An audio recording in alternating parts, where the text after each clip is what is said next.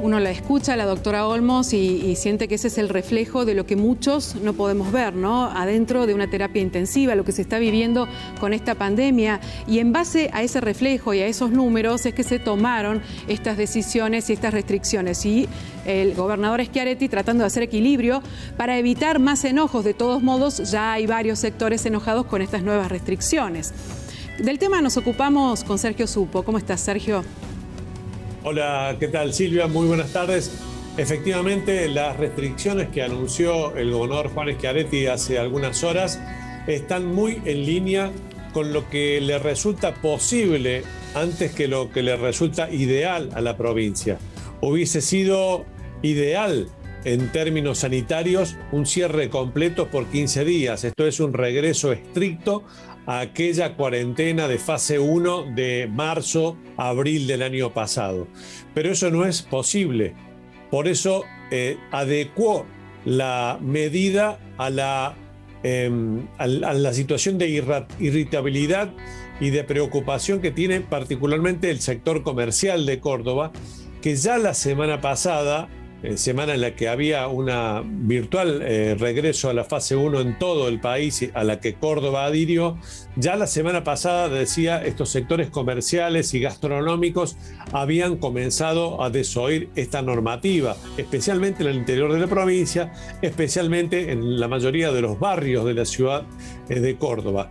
Por eso, si a principios de esta semana el gobierno provincial había adelantado a través de su ministro de Salud la necesidad de apretar el botón rojo, esto es, volver a una fase 1, cuando el 80% de las camas de internación crítica estuviesen ocupadas, ahora la versión convertida en decisión que públicamente defiende Schiaretti es una versión un poco más aliviada para el sector comercial, que, como ustedes ya informaron, permitirá una cierta actividad hasta las 7 de la tarde.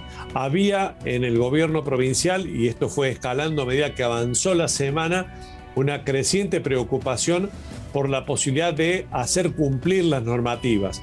Dictar una norma muy estricta hubiese sido un sinónimo de hacer incumplible esa norma. Es lo que de alguna manera, en forma al menos implícita, han reconocido en el gobierno provincial al anunciar una restricción mayor a las que veníamos sufriendo en Córdoba, pero que también están dando cuenta de una circunstancia, Silvia, que obliga especialmente a los cuidados de forma personal, individual, en beneficio del conjunto social.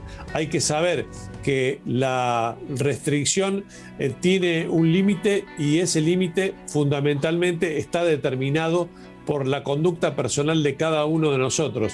Alguna gente, muchos comerciantes, trabajadores obligados a salir a la calle a trabajar, otros que salen a la calle y tienen conductas antisociales. Ese es el punto que diferencia unos de otros, y esa es una realidad que está flotando en una crisis sanitaria sin igual, como la que nunca ha tenido registro la República Argentina. Y veíamos también, Sergio, cómo trataba de hacer equilibrio el gobernador en estas tres premisas que semanas atrás trataba de que se cumplieran, ¿no? El trabajo, la salud y la educación. En cuanto a la salud, no pudo mantener la presencialidad debido a los números epidemiológicos, y dándole un poco la razón a lo que le estaba reclamando el presidente de la Nación.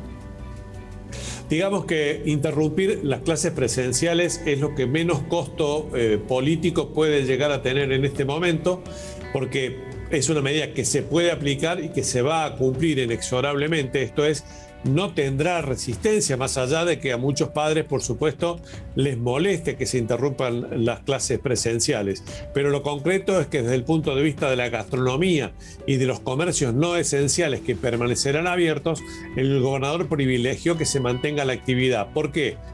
Porque había una situación de enojo y de malestar en este sector, fundado en la subsistencia misma de ese sector, de esos comercios pequeños. Esto es, estamos hablando de pequeñas y medianas empresas que están en el límite exacto entre mantener abierto o cerrar definitivamente sus puertas, si es que se venía una restricción de otros 15 días como las que se aplicaron.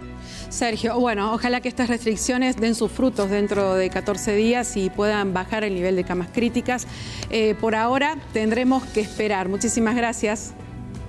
Igualmente, buen fin de semana. Seguimos.